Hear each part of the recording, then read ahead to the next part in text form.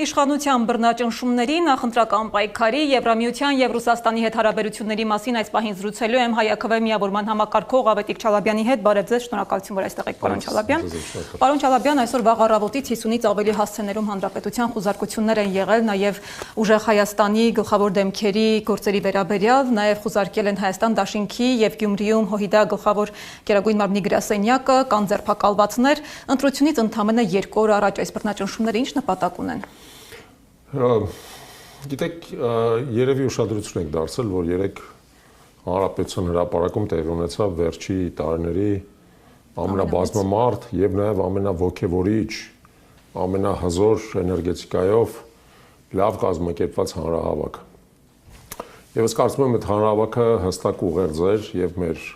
բոլոր քաղաքացիներին, բայց նաեւ բնականաբար իշխանությունից կարճող վարչախմբի ներկայացուցիչներին, որ իրենց ժամանակաշրջանը, իրենց դարաշրջանը, իրենց մղձավանջային շրջանը փակվում է։ Եվ իրենք հուսահատ քայլերի են գնալու։ Մենք կանխատեսում ենք, որ արձագանքը այսպեսին է լինելու, այսօր վաղը մինչև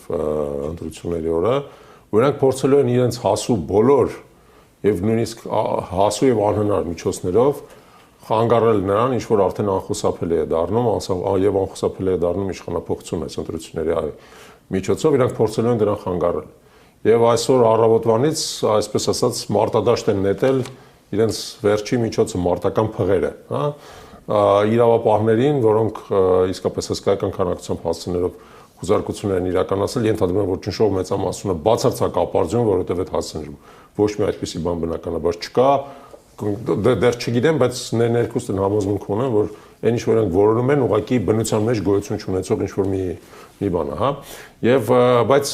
նպատակը դա է, որպեսզի իրենց քաղաքական մրցակիցներին պարզապես շեղեն, խանգարեն, որպեսզի նրանք այս վերջի քարոզարշավի վերջի 2 օրը զբաղվեն իրենց գործով։ Դա է, բայց որևէ կերպ դա իրական ազդեցություն ընտրությունների վրա չի կարող ունենալ, որովհետև մարդկանց ճնշող մեծամասնությունը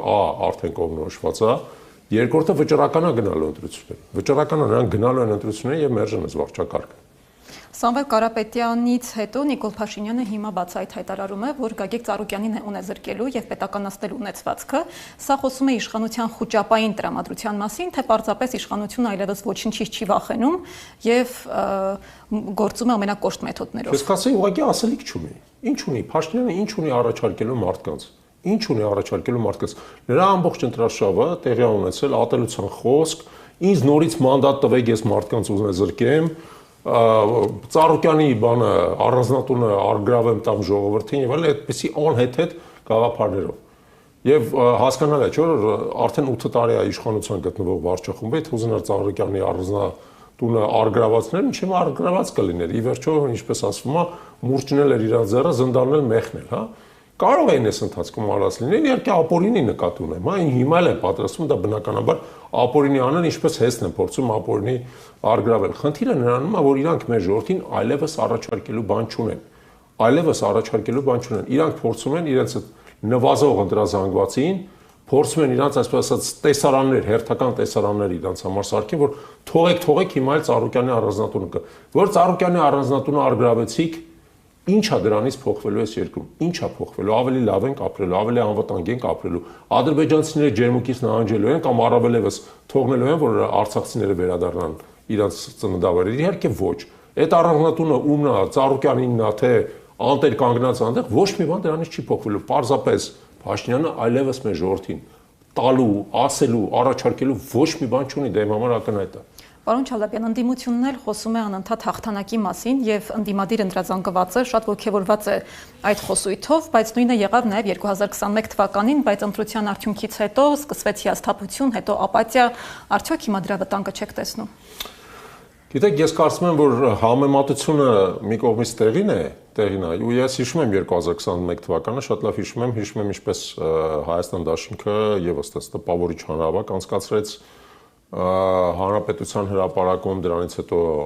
համարյա համոզված էին, որ իրանք են հաղթելու, բայց այո, ընտրության արդյունքները հակառակը ցույց տվեցին։ Բայց հիմա մի հետաքրքիր առանձնահատկություն կա, եւ ես ուժեղ Հայաստանի հետ միասին ըստ էության ընտրաշավի զգալի մասին մասնակցել եմ անավատ մեծ քաղաքներում, որտեղ նաեւ հայկվեն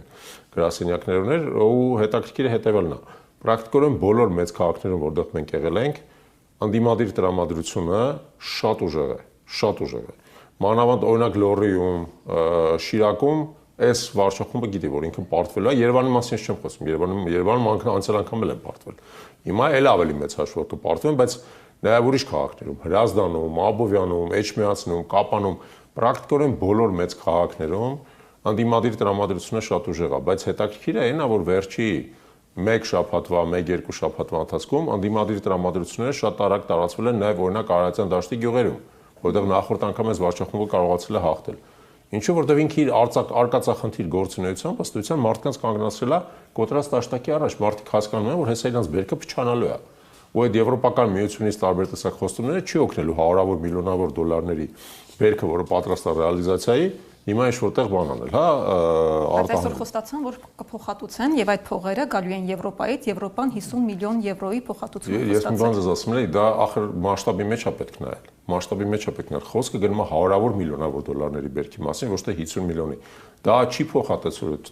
վնասները։ Եվ երկրորդը լավ հիմա փոխհատուցեցին, բա հետո ամբողջ տնտեսական մոդելը, որը ձևավորվել է, հա, բացարձակ արկածախնդիր ձեռով պարզապես կազմակերպվում է։ Այս մարդիկ ամեն տարի իրենց բերքը հավաքում էին, ինչ որտեղ հանձնում էին, այդ հանձնողը դա փաթեթավորում էր, տեղափոխում էր Ռուսաստանի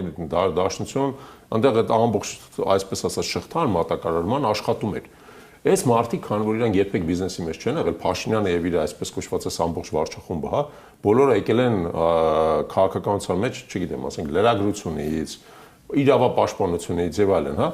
իրանք լավ չեն պատկերացնում, որ երբ որ դու մի անգամ շուկան կորցնում ես,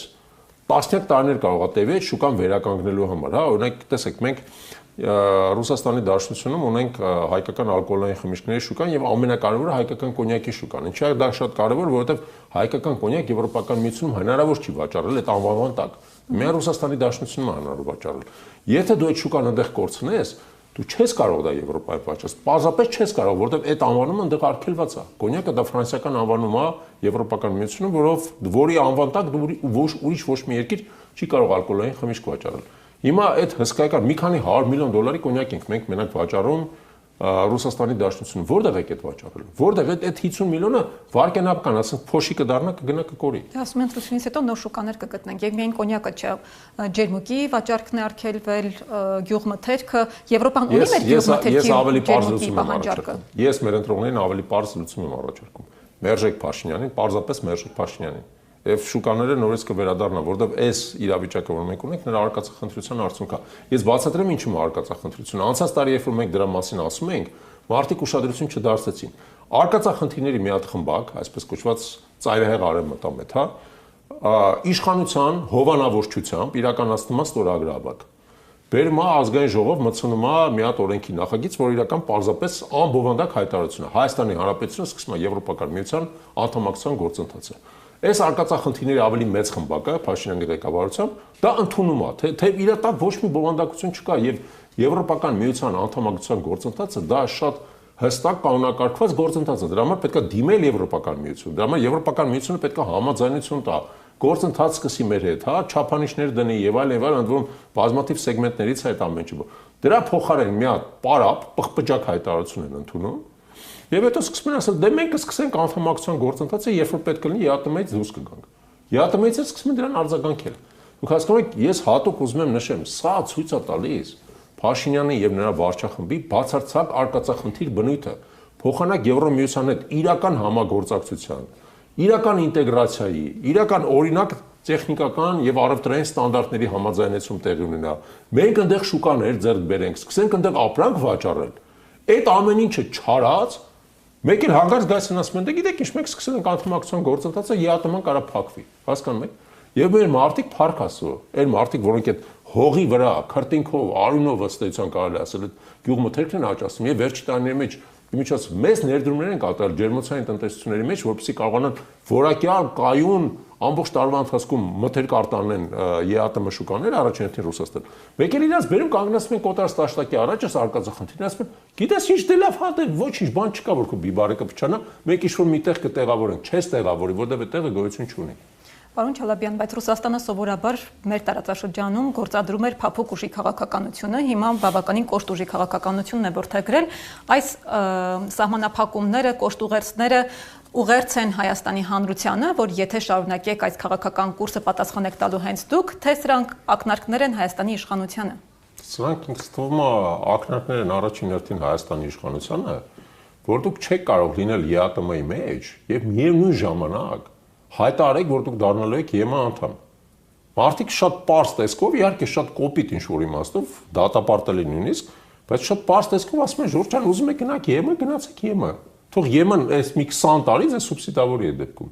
Թող մի 20 տարի ձեզ սուբսիդավորի։ ԵՄ-ն էլ հիմա ասել է, չէ, 50 միլիոն կտամ, բայց իրականում խոսքը 50 միլիոնի մասին չի։ Կներեք, Հայաստանի տնտեսությունը 30 միլիարդ դոլար է։ Բայց 50 միլիոնի գինը ո՞րն է լինելու։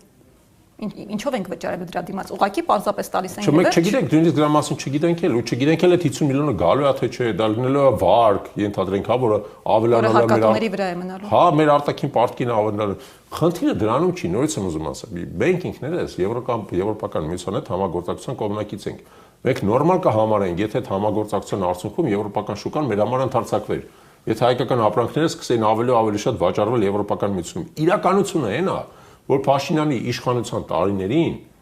մեր արտահանման կառուցվածքի մեջ Եվրոպական միությունը նվազել է, Ռուսաստանի Դաշնությունը աճել է։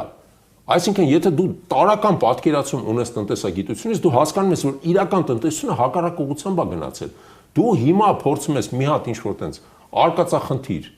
ամբողջը հաճո ինչ-որ մի հատ արտահայտության, բայց ուրեմն ամբողջը հաճոել, ամբողջն է շատ փոքր ամբողջ է։ Այդ այսպես ասած եվրոմոլագարների ամբողջը, հա։ Մնացած մարդիկ հասկանում են, որ Եվրոմիության հետ նորմալ պետք է աշխատել։ Մեր գործընկերն է հսկայական շուկա, պետք է աշխատես աշճանաբար շուկաները, դեռ նվաճես, աշճանաբար ոտի տեղը ավելացնես եւ այլն, հետո կարող ես ինչ-որ բանի մասին խոսալ։ Բայց եթե այդ ամեն ինչը դու չունես, ասում ես ԵԱՏՄ շուկան մեծ պետք չի, մենք հեսա կմտնենք Եվրոմիություն, դա ծաղր է ուղղակի առաջացնում։ Թուրքիա 30 տարի չի կարողանում Եվրոմիություն մտնի։ Վրաստանի հետ բանակցությունները կանգնեցված են։ Սերբիայի վրա այս պայմաններ են դրված, որ ասենք երկար տարիներ, տասնյակ տարիներ չի կարողանում այդ պայմանները կատարել։ Այդ դուք ոնց թռակ միանգամից մտակ Եվրոմիություն, չեք հասկանում, որ Եվրոմիություն մտնելը մի օրվա գործ չի։ Պարոն Չալաբյան, բայց Ռուսաստանի վերջին շրջանի այս կոշտ հռետորաբանությունը արդյոք հակառակ էֆեկտը նաև չի տալիս, որովհետև հասարակության մի մասն էլ այս ուժեղ հակասությունների ֆոնին ուժեղանում են հակառուսական տրամադրությունները եւ ասում են դե որ այդպես է, թող մնա Նիկոլը եւ Ռուսաստանից հրաժարվի։ Մեր քաղաքական կուրսը փոխվի։ Անկասկած, էդ էլ կա, անկասկած բնականաբար եւ հասարակության մի մասը բնականաբար այդ կարգի ռեակցիա էլ է տալու։ Բայց խնդիրը հետեւյալն է, եկեք պրագմատիկ հարթության մեջ սրան նայենք։ Եթե մնում է Նիկոլը եւ շարունակում այս արկածախնդիր կուրսը, ի՞նչն է դրա հետևանքը լինելու։ Մեր հազարավոր եւ գուցե նույնիսկ տասնյակ հազարավոր գյուղմթերքների արտադրողներ սրընկանալու են պարզապես։ Եկեք մի հատ նայենք, հա, արտահանման կառուցվածքը ինչ է, մենք ինչ ենք Եվրոպական ներողություն Ռուսաստանի Դաշնությունը արտանում։ Արտահանում ենք թարմ, մրգեր եւ բանջարեղեն, արտահանում ենք ծխախոտ, արտահանում ենք մրգի եւ բանջարեղենի վերամշակման պրոդուկտներ, ջեմեր, ենթադրենք, հա, տարբեր տեսակ պահածոներ եւ այլն եւ այլն։ Եվ արտահանում ենք ալկոհոլային խմիչքներ, որը շատ կարեւոր է։ Մեր համար հսկայական։ Հիմա հարցը հետեւյալն է, եթե մենք այդտենց թասիբին գնենք, ասենք դե Ռուսաստանը մեր հետ վատ է, մենք էլ իր հետ վատ կլինենք։ Այդ ամեն ինչը որտեղ է վաճառվելու։ Դրա շուկան գոյություն չունի։ Ես չեմ ասում չհնարավոր չէ այդ շուկաները գտնել, բայց դա նորից եմ ասում 10 տարի է տևելու։ Երբ որ դու կառուցել ես որոշակի արտահանման շղթա, որի միջոցով այդ ամեն ինչը գնում է, ասես լավ, Ռուսաստանում չեն վաճառի, կվաճառեմ Եվրոմիությունում կամ կվաճառեմ Արաբական Միացյալ Էմիրություններում կամ կտանեմ Եգիպտոս եւ այլն։ Հա բայց դա տարիներ է տևելու։ Իսկ այս տարի կոնկրետ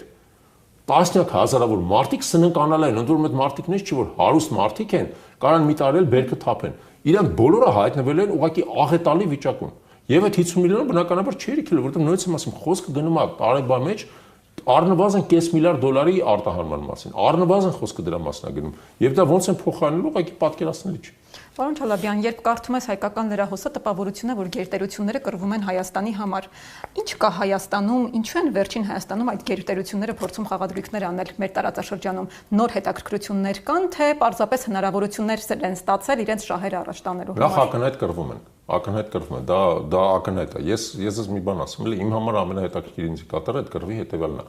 Տարվա սկզբին Հայաստանում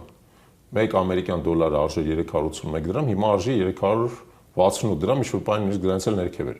Դա նշանակում է, որ անընդհատ հեղեղի պես փող է լցվում Հայաստան դրսից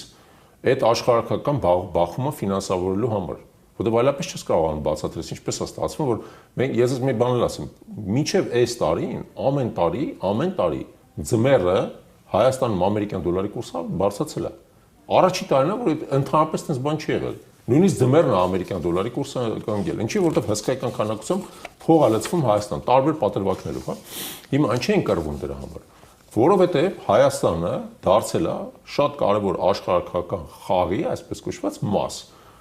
Նույն Փաշինյանի թեթև ձեռամբ, երբ որ չէր կարելի դա թույլ տալ։ Մենք բազմիցս ենք ասել, չի կարելի Հայաստանը վերածել արտաքին խաղացողների միջև մարտադաշտի, չի կարելի, դա մեր համար ահավոր վտանգավոր է։ Ամեն անգամ, երբ որ մենք դա անում ենք, կորուստներ ենք ունենում, որովհետև մեկն է հաղթում կամ մյուսն է հաղթում,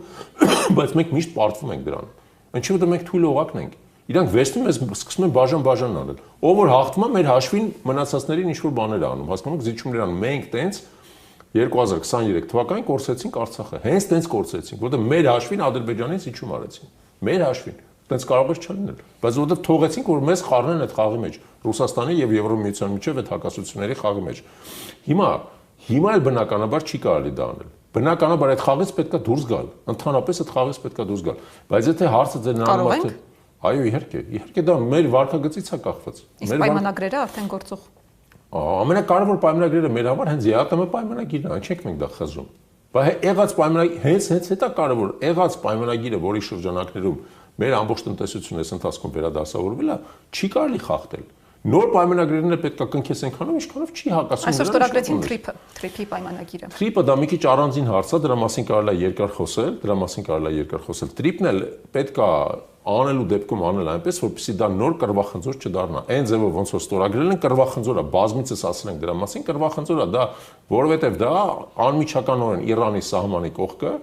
ամերիկյան ստրատեգիական օբյեկտ է ստեղծում։ Մեր վերահսկողությունից դուրս փաստացի, այն ձևով ոնց որ ստորագրված է։ Եվ դա բերելու է նորից, որ մենք ունենանք պոտենցիալ կոնֆլիկտի, այսպես ասած, աղբյուր։ Այդտեղ էլ արդեն Իրանի եւ Ամերիկայի Միացյալ Նահանգների միջև։ Դրա համար մենք բազմիցս ենք ասում, որ TRIP-ը այդ տեսքով չի կարելի ստորագրել։ Բայց ստորագրածը, բայց դեռ վավերացված չի, ուստի ես կարծում եմ, որ մենք հələ հնարավորություն ունենք այդ ամեն ինչը խելամիտ կերպով վերաստորագրելու, որպեսզի TRIP-ի կոնֆլիկտայնությունը նվազեցվի։ Դեպ հիշեցնեմ ձեզ, որ TRIP-ը նաեւ ստորագրած այն տրամաբանությամբ, որ սահմանային վերահսկողությունը Հայաստանի Հանրապետությունից դուրս է։ Երրորդ երկրին են օպերատորների։ Երրորդ երկրի օպերատորներին։ Դա նշանակում է, որ մենք ըստ էության մեր ինքնիշխանությունը զիջել ենք այդ ճանապարհի վրա։ Այն ինչ որ այս իշխանությունը փորձում է վարչախումբը փորձում է ամեն կերպ թաքցնել, բայց դա ակնհայտ արդեն համաձայնագրի մեջ գրած է, որ դա տրվելու է երրորդ երկրների օպերատորներին։ Դա հերթական անգամ ցույց է տալի, որ Ադրբեջանը TRIP-ի միջոցով հասավ իր ցանկությանը։ Նա ստացավ այսպես կոչված միջանցք Եվ շարունակում է կոչել Զանգեզուրի միջանցքը այդ ճանապարհը։ Ստացավ միջանցք, դա միջանցքը լինելու է, դա ակնհայտ է։ Եթե դուք կարդաք այդ պայմանագիրը ուշադիր, դուք կհասկանաք, որ դա ճանապարհ չի, այնտեղ խոսքը գնում է բազմաթիվ տարբեր տեսակ հաղորդակցությունների մասին, խոսքը գնում է եւ ավտոճանապարհի, եւ երկաթուղու, եւ գազատարների, եւ օպտիկա մալուխային համակարգի մասին եւ այլն, այսինքն դա իսկապես միջանցք է, կարող է իր լայնությունը 10 կիլոմետր չի, այլ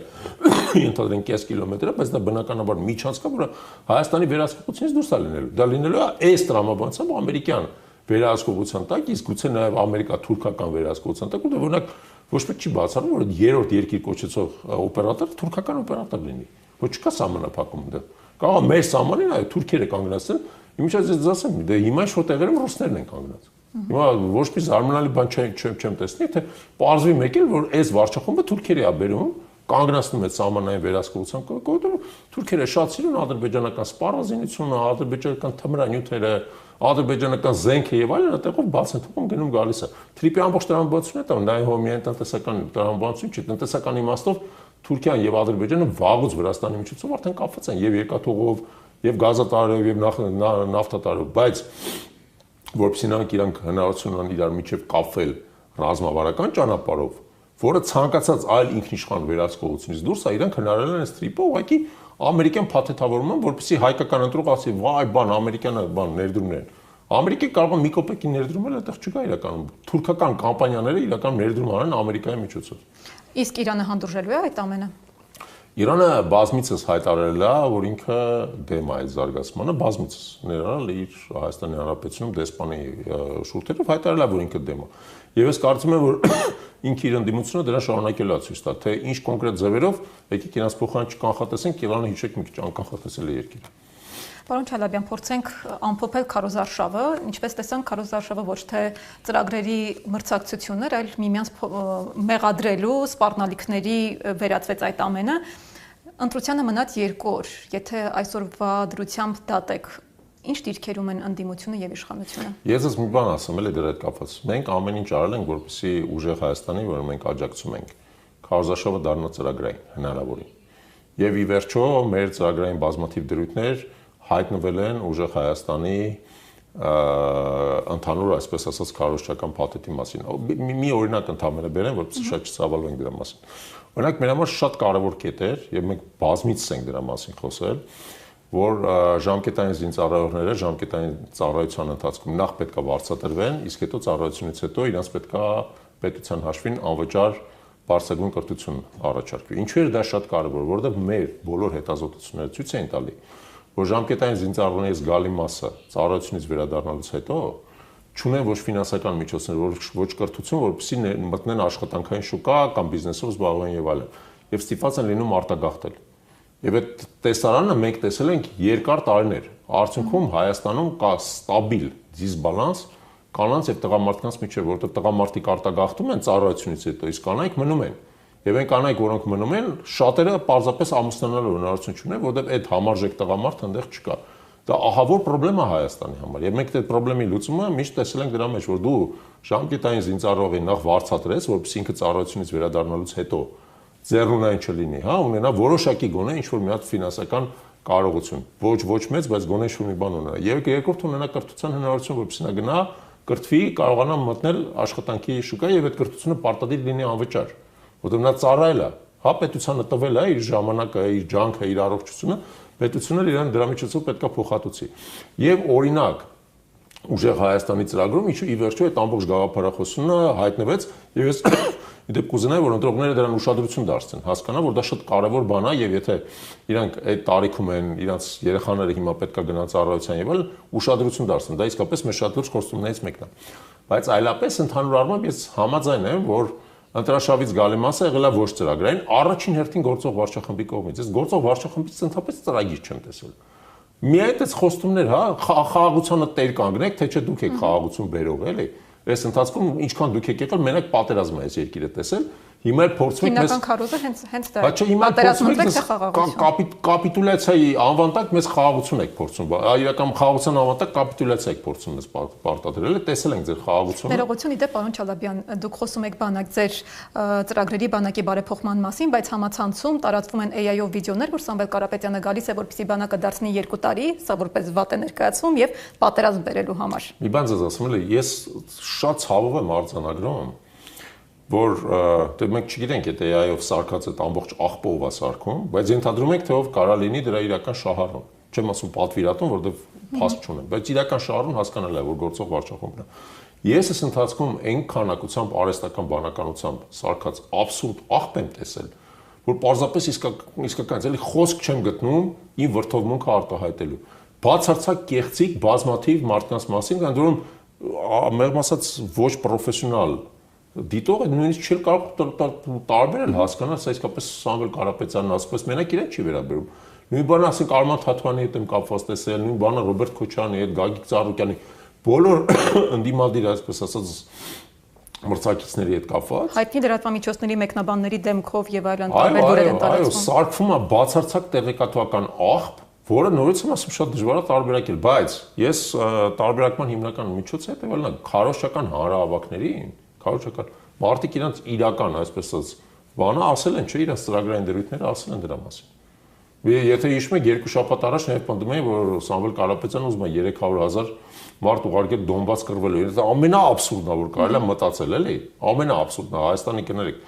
Հայաստանում չկա 300,000 կռվող ուժ, որպես ինչ-որ միտեղ հələ ուղարկես, էլի։ Փառք Աստծո, ասենք մարդիկ հասկացան, որ դա բացարձակ աբսուրդային կեղծիք էր, որը գծվել է շրջանառության մեջ, մարեց այդ խոսակցությունը, հա։ Ես այդ իմաստով ընտրողներին ուղղակի կոչ կանեի, որ մարդկանց ուղիղ խոսքին վստահեք։ Ուղիղ խոսքին, իսկ ուղիղ խոսքը դուք կարող եք գտնել իրանց պաշտոնական էջերի վրա։ Վստահեք մենակ նրան, ինչ որ պաշտոնական էջի վրա է։ Դու մեկ է մարդիկ գալիս են ինձ ասում են, գիտեք ինչ, այդ ճիշտ էր, որ հիմա անունը չտան, որ այս մարդը այս բանն է ասել։ Ասում եմ, որտեղ։ Որտեղ տեսել ենք ինչ որ մի հատեղ բան Facebook-ում, ասում խնդրում եմ, էլի, Այդ ձևի абսուրդ բաներ հարցեր մի տվեք։ Նայեք ամեն քաղաքական ուժի պաշտոնական էջի վրա։ Պաշտոնակը դրանից դուրս ցանկացած բան կարելի է իսկականից ֆաբրիկացիա անել։ Պարոն Չալաբյան, ընտրության հաջորդ օրվա համար, երկուշաբթի օրվա համար ինչ սցենարներ եք կանխատեսում։ Հնարավոր են արդյունքները չընդունվեն, գնան փողոցային պայքարի կամ սահմանադրական դատարան։ Տեսեք, ես անկեղծ կուզենայի, որպեսզի ընտրությունների օրը լիներ հանգիստ, խաղաղ, օրինական, որպեսզի մենք ընտրություններով կարողանանք այս վարչախմբին վերջապես ուղարկել հանգստի, հա, եւ հաջորդ օրը բոլորս զարթնենք նոր եւ ինչպես մենք ենք ասում ուժեղ Հայաստան։ Դա մեր անկեղծ ցանկությունն է։ Այդ խաղաղ անցում կլինի։ Շատ կուզենայինք, որ դա այդպես լիներ, որպեսզի այս վարչախումբը մեղմ ասած իր բախտը չվիճարկեր։ Իր բախտը չվիճարկեր, որովհետեւ նախորդ անգամ էլ երբ որ մենք ձեզ հանդիպում ենք, դուք նմանատիպ ինձ հարց տվեցիք, ես ձեզ ասացի հետեւյալը։ Ցանկացած վարչախումբ, որը փորձում է առանց ժողովրդական աջակցության ոչ լեգիտիմ կառավարել մեր երկիրը, ցախողված է ցավոտ ապարման, ցավոտ, ինչպես նախկինում եղել է արդեն։ Եվ ես կոչ եմ անում այս վարչախմբին, եթե դուք պարտվելու եք, ընդունեք պարտության արդյունքները արժանապատվությամբ։ Դե դեպքում դուք շանս ունեք գոնե ինչ-որ ձևի մնալ։ Ասենք որպես ընդդիմություն եւ այլն, հա, ի վերջո ինչքան էլ պարտվեք, հասկանալի է, որ 0 ձայն չեք ստանալու, որպես ընդդիմություն կարող եք շարունակել գործել։ Բայց եթե դուք փորձելու եք այս ամեն ինչը խառնել իրար, այդ տեղի ունենալու բացարձակ ձեր պատասխանատվությամբ։ Ձեր պատասխանատվությամբ։ Քանի գիտեք ոնց է, քանի կա խաղի կանոններ, որը իրանք գիտեք անընդհատ խախտում են հիմա, հա։ Ձեր ռեպորտաժում եք ասում, թե ոնց է ռազմական ոստիկանության միջոցով փորձում այսօր ահաբեկել ժամանող մեր համակարգացիներին, հա։ Հիմա բայց քանի կա ինչ-որ խաղի կանոններ, ու մենք հասկանում ենք, որ այդ խաղի կանոններով, եթե մենք ուժեղ ենք հաղթում ենք, դա նորմալ է, մենք բոլորս մնում ենք այդ խաղի կանոնների մեջ, մենք բոլորս օրենքի շրջանակներում ենք իրար հետ գործում։ Բայց եթե դուք գալիս ասում եք մեր երկրում օրենք չի գործում, գործում է ուժը, կներեք, դուք մենակ դուք չեք, որ ուժ ունեք։ Եվ ընդհանրապես ասած հույսեր մի դրեք նրա վրա, որ օրինակ իրավապահ համակարգը, ոստիկանություն եւ այլն, դուք օգտագործելու եք որպես մահակ ժողովրդի դեմ։ Այդ մարդիկ ժողովրդի մեջից են դուրս եկած, իրանց էլ է փոխանցվում ժողովրդի տրամադրությունները եւ այլն։ Իրանք ինչ-որ բայ պարզապես հրաժարվելու են այդ մահակը լինեն, ինչպես ոնց որ մենք տեսանք 2018 թվականին։ Երբ որ ժողովրդական տրամադրությունը դարձավ համատարած, իրավապահ համակարգը պարզապես հրաժարվեց ժողովրդի դեմ որպես մահակ աշխատել։ Նույնը հիմա է տեղ ունենալ։ Ըստ ձեզ ամենահավանական սցենարը ո՞րն է ընտրության ելքի։ Երկուշաբթի օրը ինչ Հայաստանում ենք արթնանալու։ Ուժեղ։ Իսկ ամենավտանգավոր սցենարը։ Արթնանալու ենք ուժեղ Հայաստանում։ Չի ուզենա ընդհանրապես որևէ վտանգավոր սցենարի մասին մտածել, ընդհակառակը ես կուզենայի խնդրել մեր բոլոր ընտրողներին, եկեք ձեր քաղաքացիական պարտքը կատարեք, ընտրեք, ես ի դեպ թե ուժեղ Հայաստանն եմ, ինչ ինքս աջակցում եւ ընտրելու եմ ուժեղ Հայաստան, բայց նաեւ հասկանում եմ, որ յուրաքանչյուր ընտրող իր նախապատվություններ ունի։ Այդ իմաստով ուզում եմ խնդրեմ մեր ընտրողներին, եկեք յուրաքանչյուրը ձեր նախապատվությունը արտահայտեք, բայց հիշեք ամենակարևորը ձեր մեկ ձայնը անսահման թանկ է եւ այս երկրի ճակատագիրը որոշվում է ձեր այդ մեկ ձայնով, ոչ թե Եվրոմիության գրանտով, ոչ թե Ռուսաստանի սանկցիաներով, ոչ թե Թրիպոլով Ամերիկյան Միացյալ Նահանգների կողմից վերջի պայն օդանավակայանում ստորագրած եւ այլն։ Այդ ամեն ինչը ընդհանրապես ասած պարզապես դեկորացիաներ են այս ընտրությունների շուրջը։ Ամենակարևորը հետեւյալն է ձեր համոզմունքը։ Դուք ինչպիսի ապագա եք պատկերացնում մեր երկրի համար եւ եկեք ձեր ընտրությունը կատարեք ձեր խղճի մտով, դա ամենակարևորն է։ Եվ համոզված եղեք, որ ոնց որ ձեր ընտրությունը կատարեք, այդպես էլ մեր երկիրը գնալու է առաջ։ Շնորհակալություն